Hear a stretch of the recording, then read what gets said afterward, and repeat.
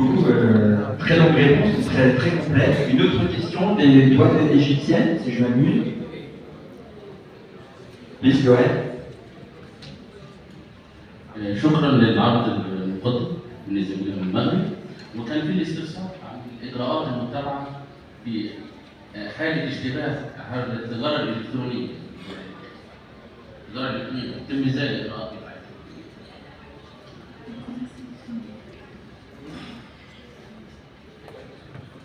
التجاره الالكترونيه يعني حدود الرقابه الجمركيه في المغرب على التجاره الالكترونيه. Vous entendez parler de vous connaissez votre question sur le commerce électronique, c'est ça? Le commerce électronique. التجاره الالكترونيه في حاله اشتباه في منتج مقرر عبر التجاره الالكترونيه. Le centre, on dispose d'un centre de tri qui se trouve sur Casablanca. Le centre de tri à Noissar, donc il a un système qui est similaire ou un système qui se trouve aux États-Unis. Parce que les agents qui travaillent là-bas ont été également amenés à cette information, donc un système de tri, un système sélectif, et également donc, qui suit donc les mêmes procédures de sélectivité, et également donc, la réglementation qui régit donc, les mesures aux frontières sont également appliquées à titre similaire. Merci beaucoup. N'oubliez pas, quand vous avez des envois par la poste, vous êtes soumis au CN22 ou au CN23 au niveau douanier. Tout dépend en fait de la contenance. Donc c'est plus de kilos, plus de 3 kilos. Donc quand vous êtes dans ce cadre-là, c'est beaucoup plus difficile de faire du ciblage, c'est purement déclaratif. Contrairement à ce qui va être marqué dans une déclaration de douane traditionnelle. Donc en fait, ce qu'il faut vous regarder quand vous faites du contrôle sur de la poste, il faut regarder toutes les en français sont largement touchés par l'effet de même de la contrefaçon, et on estime que pour le territoire français, à peu près 30 000 emplois disparaissent chaque année du fait de la contrefaçon, de quelque nature que ce soit. Deuxième chose, c'est, ça nous intéresse en tant qu'administration fiscale, c'est la perte économique et financière et fiscale pour les États. Pour la France, c'est des pertes dommageables. Vous savez que la douane française est rattachée au ministère du Budget et qu'à ce titre, elle perçoit des droits et taxes au bénéfice de différents budgets, du budget national, du budget de certains établissements, pour le budget communautaire. Les droits de douane vont à et les résultats communs qui sont très encourageants. Pour les consommateurs, c'est, je dirais, une tromperie sur la qualité d'abord. Des produits qui sont potentiellement dangereux, que ce soit des produits liés aux cosmétiques, que ce soit des médicaments, qu'il s'agisse de la puériculture, des jouets, enfin, je dirais qui vont toucher notre quotidien et qui, bien évidemment, peuvent être malheureusement dramatiques dans certaines situations. C'est un sujet que vous savez, que vous connaissez comme moi, et que je souhaitais évoquer ensemble, parce que nous faisons sur ces questions-là front commun, quelles que soient nos fonctions et quels que soient, je dirais, les secteurs dans lesquels nous travaillons. Donc, dans ce contexte, vous aurez compris, l'action de la douane, des douanes à titre général, s'inscrit dans une mission traditionnelle de gardienne de la loyauté des transactions internationales. Alors, avec une particularité pour les douanes européennes, c'est qu'on travaille sur 27 États dans le cadre du grand marché unique et que, bien évidemment, des coopérations sont fondamentales avec aussi un droit qui est communautarisé à plus de 80%. Quand on a travaillé sur la propriété intellectuelle, on travaillait sur le droit français, mais également sur le droit communautaire.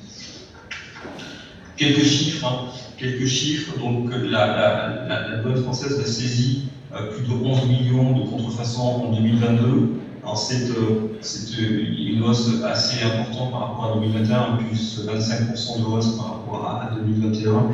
C'est un résultat qui a plus que doublé, je dirais, en 2 ans. Alors, il y a eu l'effet Covid, bien évidemment, qui a ralenti les flux, mais qui n'a pas ralenti pour autant les saisies de contrefaçon. Là, on a malheureusement une explosion du nombre de saisies de contrefaçon qui a été constatée par les services douaniers. Alors, deux explications. Sans doute une efficacité accrue des différents services, mais il ne faut pas se voiler la face, c'est également une explosion du nombre de contrefaçons qui irriguent les marchés internationaux. Les catégories de produits, je dirais, on retrouve les mêmes produits d'une année sur l'autre, avec les jouets Les articles de sport, sur les 11 600 000 articles, on est sur à peu près la moitié, 6 millions d'articles qui sont des jouets ou des articles de sport. On a des produits de soins corporels, la cosmétique est particulièrement touchée, avec bien évidemment tous les risques pour la santé publique que nous connaissons tous. On a à peu près 800 000 articles qui ont été saisis. Les vêtements et accessoires, 500 000 articles.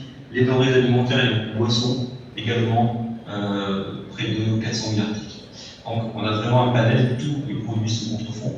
Je pourrais vous prendre des exemples classiques que vous connaissez tous, que toutes les bonnes du monde connaissent, que ce soit des freins de véhicules, que ce soit des roulements à billes également, entrant dans la fabrication d'ascenseurs, des choses qui peuvent penser. La contrefaçon touche l'ensemble des produits. On est aujourd'hui à moins d'un an des Jeux Olympiques qui se tiendront à Paris.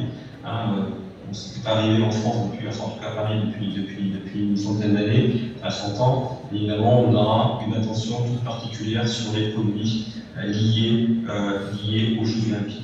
La France accueille actuellement la Coupe du Monde de rugby avec une focale en termes de contrefaçon sur les produits liés à ces grands événements sportifs.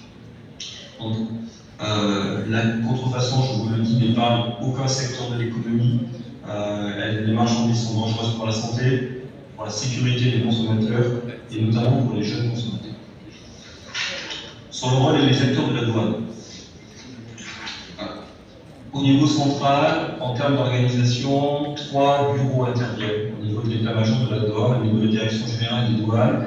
Alors, je dirais dans la chronologie, tout d'abord le bureau dont j'ai la charge, le bureau des questions tarifaires et commerciales, c'est tout simplement parce que les équipes que j'anime sont en contact direct avec les titulaires de droit et subissent les demandes d'intervention des différents titulaires de droit.